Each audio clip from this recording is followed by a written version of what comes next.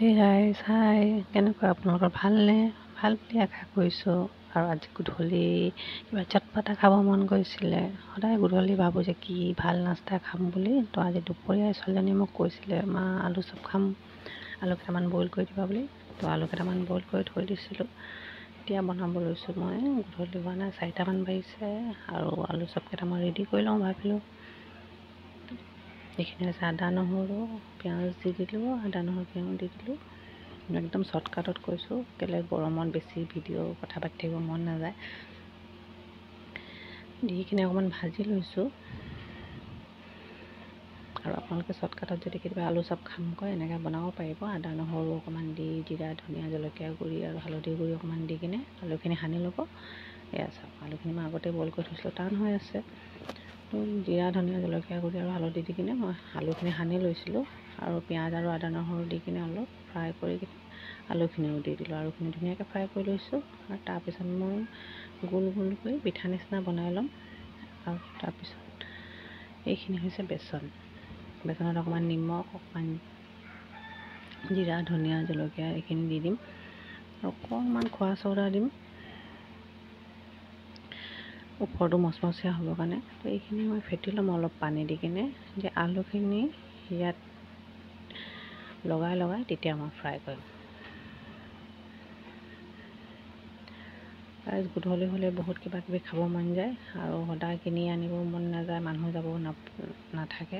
আৰু সদায় কিনা বস্তুখিনিও কিমান খাম, সেইটো কাৰণে গৰমত বনাবও মন নাযায়। তথাপিও আজি বনালোঁ আৰু ছোৱালীজনীয়ে ভাল পায় বোলে। এইখিনি মোৰ ৰেডি হৈ গ'ল, আলুৰ পিঠাখিনি। সৰু সৰু বনাব পাৰিব, মই আজি গৰমৰ কাৰণে ডাঙৰ ডাঙৰ বনাই দিছোঁ। আৰু এইখিনি বেচন মই ফেটি কিনে ৰেডি কৰি দিলোঁ আৰু এতিয়া মই ফ্ৰাই কৰিম।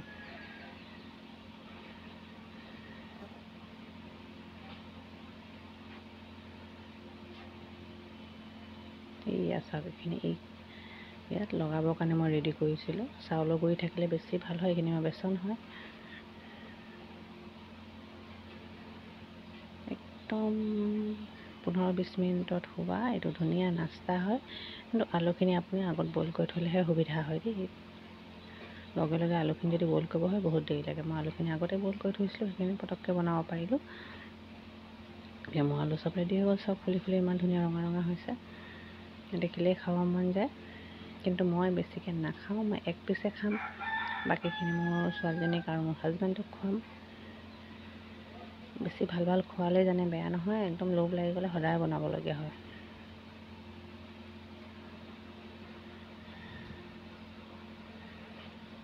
আৰু এই গৰমখনত পাকঘৰত সোমাই কিবা কিবি আইটেম বনাই থকা বহুতেই কষ্ট লাগে, কিন্তু সেইখিনি মানুহে নুবুজে। আমি মাইকী মানুহখিনিয়ে বুজিম।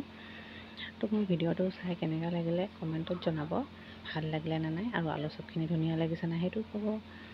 আৰু খাইতো বিৰাট ভাল লাগিব আলু চপখিনি, দেখাতে ইমান ধুনীয়া হৈছে।